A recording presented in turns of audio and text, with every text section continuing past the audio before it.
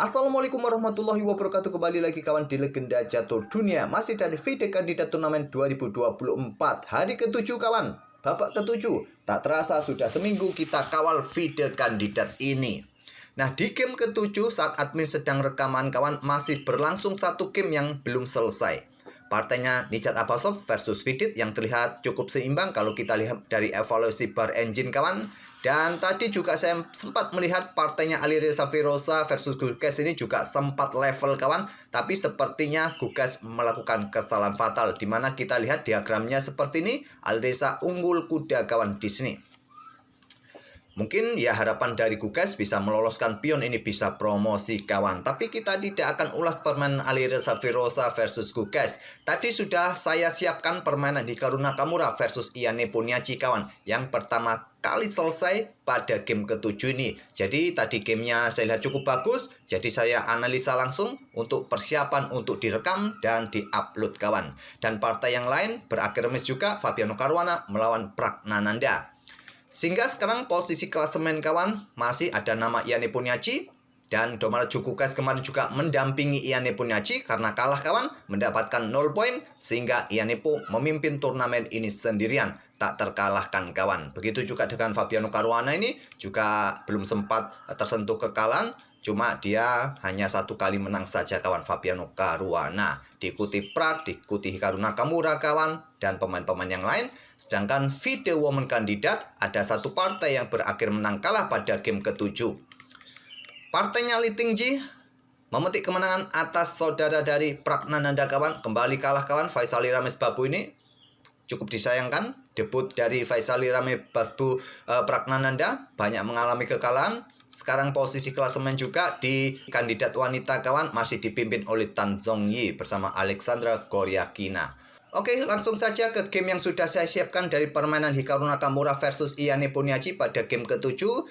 Game pertama kali yang selesai pada game ke-7 kawan. Hikaru Nakamura pegang putih dan permainan mereka adalah Petrov defense lagi dari Ian Nepomniachtchi. Pertahanan yang sama digunakan saat melawan Praggnanandha. Jalur utama klasikal, kuda ambil pion E5, pion D6, kuda F3, kuda hitam ambil pion E4, pion D4, pion D5, gajah D3, gajah D6, rokade, pion C4, pion C6.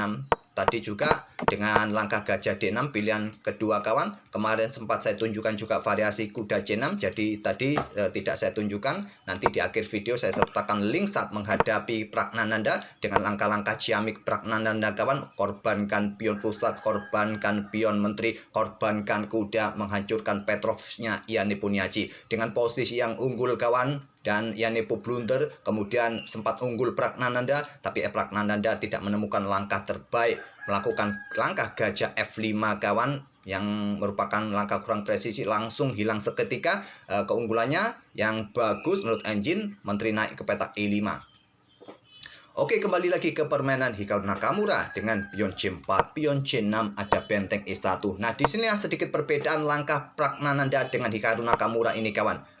Kalau Hikaru Nakamura benteng E1, kalau Praggnanandha kemarin kan kuda C3, baku hantam, baku hantam, baku hantam lagi, baku hantam, terus gajah F5, permainan berakhir miss. Tapi sempat unggul juga Praggnanandha kemarin lusa. Benteng E1, gajah F5, pertahankan peta E4-nya, kemudian menteri B3 ataupun juga dengan langkah seperti pertukan pion sah-sah saja, ataupun juga dengan langkah kuda C3, pertukan kuda sah saja, dan menteri B3 juga pilihan utama kawan untuk menyerang pion di sini atau menekan pion pusat. Menteri D7 jaga pion tetap berada di lajur pusat kawan untuk menjaga pion pusatnya. Kalau kalian backup pion ini ke peta C7, ke peta C8 kawan, anggap contoh bergeser saja meninggalkan lajur D ini, maka pion pusat kalian akan hilang kawan di sini. Nah, kalian akan kalah. Memang terlihat menteri bergerak ke peta D7, pion ini sementara tidak terlindungi kawan, tapi berbahaya juga kalau dilanjutkan diambil oleh menteri putih, ada discover. Sudah sangat jelas kawan, tipuan seperti ini tidak mempan terhadap Super Grandmaster. Kecuali kalian, pemain pos ronda, mudah terjebak. Seperti admin juga. Pion C5, gajah mundur ke C7, pion G3. Untuk blokade diagonal gelap kawan, apakah juga untuk Viacentonya nanti ke depan mundur gajah. Tapi cukup defensif dengan permainan seperti ini ataupun juga untuk mempercepat nanti akselerasi pion-pion sayap raja kawan. Tapi Stockfish tadi menyarankan dengan pion A3 yang terkuat atau menteri ini mundur ke petak J2 atau bahkan pengembangan kuda B ke D2. Tapi memilih dengan pion G3. Nakamura, pion A5, kuda B D2, gajah E6 mundur kawan, menawarkan kuda di petak E4. Dan harapannya kalau diterima seperti ini juga salah satu saran dari Stockfish kawan. Untuk ambil kuda memang ada discover dan garbuan kawan. Kalian ambil pion B7 juga ancam benteng. Pion ambil gajah, menteri ambil benteng, kemudian di sini gajah D5, serang kuda diikuti menteri ke sini dan bisa skak mat kawan. Nah, di sini benteng angkat naik ke petak E3, kemudian ada gajah F5. Kalau diterima, maka posisi raja akan semakin melompong. Kuda juga terancam, raja terancam. Mungkin benteng ambil pion D3 dan di sini bisa berlanjut dengan langkah menteri F5. Serang benteng, benteng pertahankan diri tetap pada posisi baris ketiga. Gajah pukul gajah, benteng ambil balik. Permainan masih dirasa cukup seimbang kawan. Walaupun terlihat di sini putih kehilangan satu perwira. Coba lihat bermain dengan sepasang benteng menghadapi 2 perwira minor plus 2 perwira mayor kawan. Dirasa engine masih cukup seimbang. Ya, di sini hanya ada sedikit untungan dari hitam kawan dari penilaian engine sebesar 0,3 saja. Kembali lagi ke permainan aslinya atau bermain dengan pion A3. Tapi Nakamura langsung meluncur ambil pion B7. Kuda dikorbankan oleh Yani Puniachi. Langkah brilian, ancam gajah kawan. Di sini ancam gajah, garisnya lagi-lagi melenceng. Gajah diluncurkan oleh Nakamura. Kenapa tidak diambil saja kuda ini? Karena gajah juga meluncur kawan. Menteri terbuka, menteri jatuh. Jadi luncurkan saja rudal. Ambil oleh raja langsung kawan. Kemudian menteri ambil benteng A8 lanjut Nakamura. Dan sekarang sudah tidak ada ancaman di sini kawan. Kuda lari ke petak H3 skak, raja G2. Gajah G4, kemudian menteri B7. Kembali kawan untuk segera mundur. Pertahankan baris ketiganya. Benteng E8 menantang pertukaran, ditolak menteri mundur ke B3. Ada juga langkah kuda ke E5 kawan. Salah satu opsi juga menyerahkan pion mungkin terlihat. Kalau kalian menerima tantangan pertukaran benteng agar hitam tidak mempunyai benteng lagi, bahayanya di sini kawan. Menteri punya kesempatan ke petak E3, ke petak E2, kalian tidak bisa menghentikannya lagi. Sangat berbahaya. Jadi memilih mundur langsung pertahankan baris ketiganya, menteri B3. Benteng pukul benteng, ambil balik oleh kuda. Menteri ke E6 kawan, terlebih dahulu menteri D3 skak.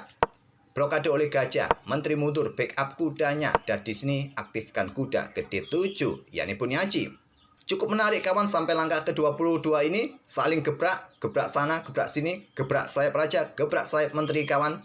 Memang terlihat kualitas perwira di sini kita dapat. Nakamura masih mempunyai benteng, tapi bentengnya ini butuh beberapa tempo untuk keluar kawan. Masih berada di pojok. Berlanjut dengan kuda F3 untuk menghindari tekanan menteri kawan. Dan di sini ada kuda F6. Kuda G1 menantang pertukaran. Kalau pertukaran langsung diterima ya diambil balik oleh raja kawan. Tidak akan ada ancaman di sini.